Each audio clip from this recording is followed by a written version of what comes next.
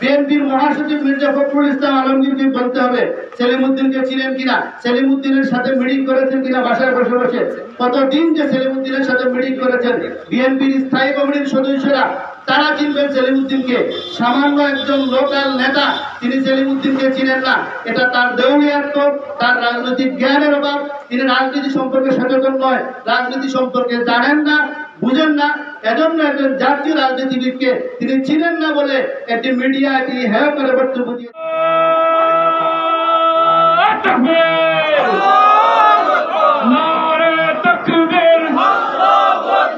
বাংলাদেশ জামাত ইসলামী জিন্দাবাদ জিন্দাবাদ।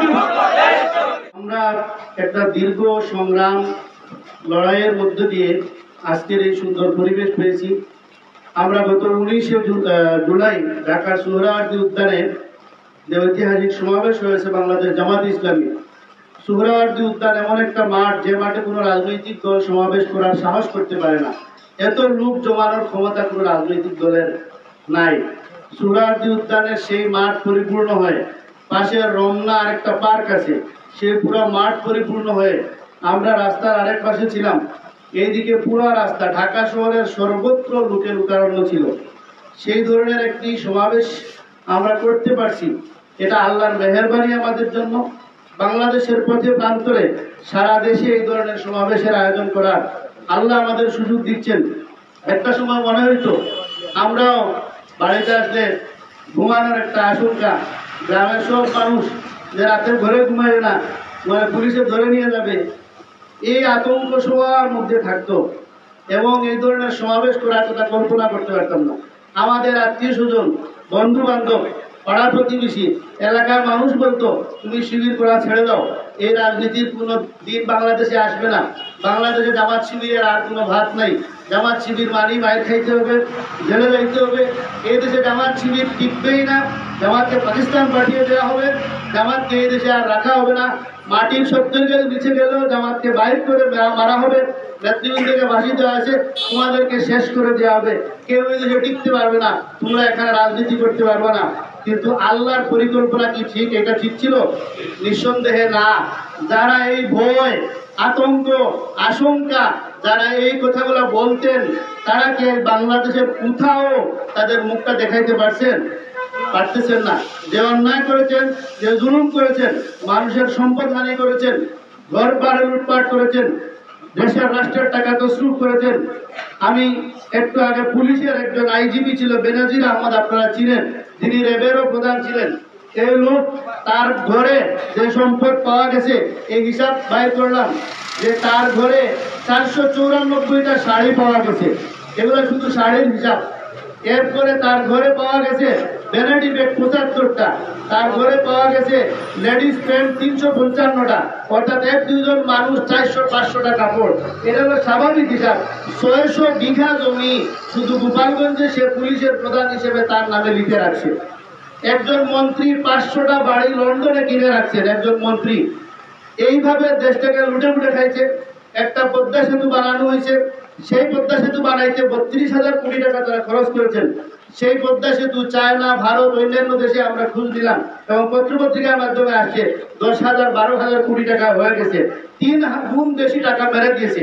এই বাংলাদেশের যারা রাষ্ট্র ক্ষমতায় বিগত সময়গুলোতে ছিল, রাষ্ট্রের গুরুত্বপূর্ণ জায়গাগুলায় 100 টাকা যদি সরকারি বরাদ্দ আসে, তাহলে 70 টাকা বিভিন্ন ভাগ বাটোয়ারা হয়ে চলে যায়, 30 টাকার মাত্র কাজ হয়। বাংলাদেশ জামাত ইসলামী এমন একটা লোক তৈরি করতে চায়, একজন লোক যাদের হাতে 100 টাকার কাজ আসলে সেই 100 টাকার পরিপূর্ণ কাজ তিনি করবেন, সেই ধরনের লোক আমরা তৈরি করতে চাই। এবং বাংলাদেশে এই ধরনের একটা সরকার কায়েম করতে চাই যাদের হাতে 100 টাকার খরচের টাকা আসলে সেই 100 টাকা খরচ করে এর ভাউচার সরকারের তহবিলে জমা দিবেন, কিন্তু সেই 100 টাকার 70 টাকা মেরে খাবেন, এই ধরনের কোনো সরকার এবং প্রতিনিধি আমাদের আসুক, আমরা এটা চাই না। ওমর রাদিয়াল্লাহু তাআলা আনহু 22 লক্ষ বর্গ মাইলের প্রেসিডেন্ট ছিলেন খলিফা দিলেন ইসলামের দ্বিতীয় খলিফা।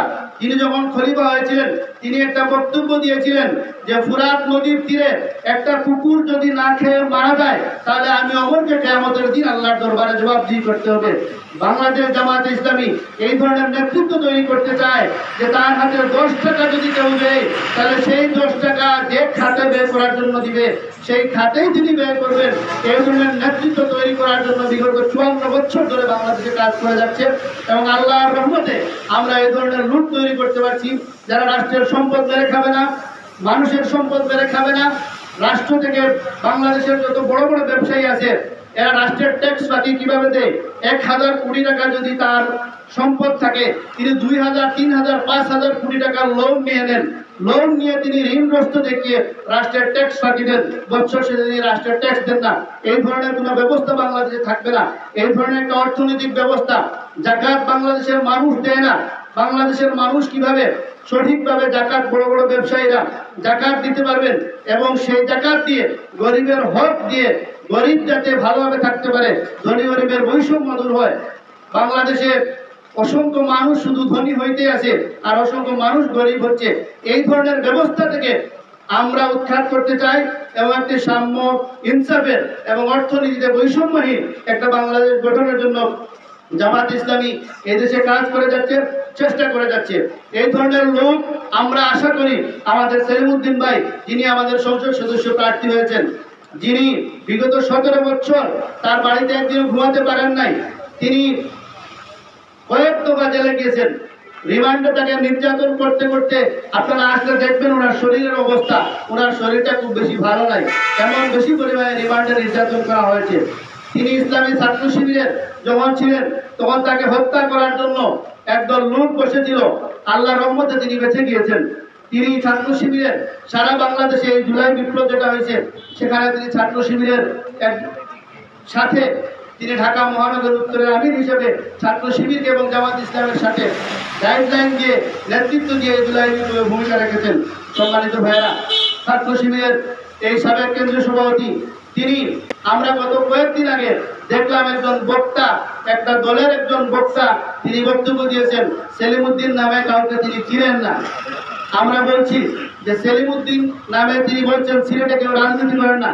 সেলিমউদ্দিন ডক্টর মোহাম্মদ ইউনূসের সাথে মিটিং করেন, সেলিমউদ্দিন ওই দলের প্রধান বেগম খালেদা জিয়ার সাথে মিটিং করেন, সেলিমউদ্দিন ওই দলের মহাসচিব মির্জা ফখরুল ইসলাম সাহেবের সাথে মিটিং করেন।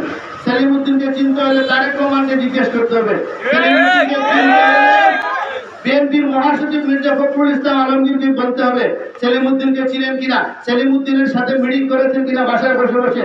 কতদিন যে সেলিমউদ্দিনের সাথে মিটিং করেছেন, বিএনপির স্থায়ী কমিটির সদস্যরা তারা চিনবেন সেলিমউদ্দিনকে। সামান্য একজন লোকাল নেতা তিনি সেলিমউদ্দিনকে চিনেন না, এটা তার দেউলিয়াত্ব, তার রাজনৈতিক জ্ঞানের অভাব। তিনি রাজনীতি সম্পর্কে সচেতন নয়, রাজনীতি সম্পর্কে জানেন না, বুঝেন না। এজন্য একজন জাতীয় রাজনীতিবিদকে তিনি চিনেন না বলে একটি মিডিয়ায় তিনি হেয় করে বক্তব্য দিয়েছেন। আমরা বলবো কাউকে আমরা প্রতিদ্বন্দ্বী ভাবি না, সহনশীল এবং একটি সুন্দর সহনশীল অবস্থান তৈরি করে আমরা কাউকে আঘাত করবো না, এই ধরনের বক্তব্য দেওয়ার জন্য আমরা বলবো। সম্মানিত উপস্থিতি, আমরা 5 আগস্টের পরে ভেবেছিলাম এই বাংলাদেশ থেকে সকল জালিম চলে গেছে, সকল নষ্ট রূপ চলে গেছে, সকল খারাপ রূপ চলে গেছে। এখানে আর দুর্নীতি হবে না, চাঁদাবাজি হবে না, মানুষের সম্পদ হরণ হবে না, কেউ কাউকে আঘাত করবে না, মারবে না এবং এখানে একটা সুন্দর বাংলাদেশ হবে। কিন্তু দুঃখজনকভাবে আমরা দেখছি 5 আগস্ট পরে আমাদের এই দেশে কত লোক নিজেদের অভ্যন্তরীণ আরেকটি রাজনৈতিক দলের অভ্যন্তরীণ দ্বন্দ্বে অনেকগুলা মানুষের প্রাণ চলে গেছে। আমরা চাই না এরকম কারো প্রাণ চলে যাক। আমরা দেখেছি চাঁদাবাজির দায়ে অসংখ্য মানুষকে ওই দলে বহিষ্কার করা হচ্ছে। আমরা বলছি এই ধরনের চাঁদাবাজি নিয়ন্ত্রণ করার জন্য অন্যের এই যে নিজেদের অভ্যন্তরীণ ভাবে আরেকজন মায়ের কুল খালি করা, আরেকজন মানুষের আরেকজনের ভাইকে হত্যা করা, এই রাজনীতি বাংলাদেশ থেকে উৎখাত করতে চাই।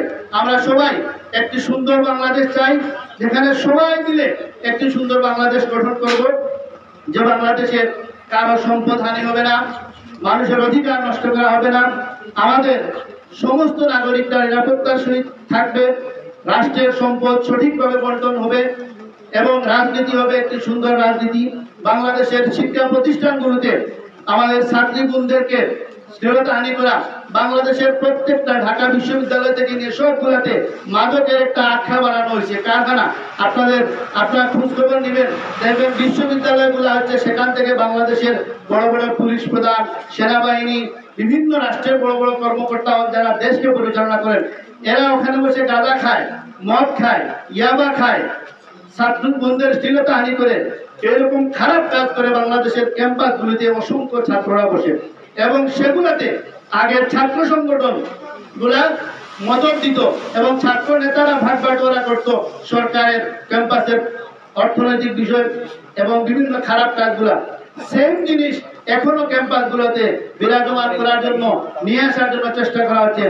আমরা বাংলাদেশের ক্যাম্পাসগুলোতে ছাত্র শিবিরের ভাইয়েরা সারা বাংলাদেশের ক্যাম্পাসগুলোতে কাজ করে যাচ্ছেন। ছাত্র শিবির বাংলাদেশের কোনো ক্যাম্পাসে আর এই ধরনের গাঁজাখুর, ইয়াবাখুর, মাদকবাদ, খারাপ লোকদেরকে আর আশ্রয় দিবে না ইনশাআল্লাহ।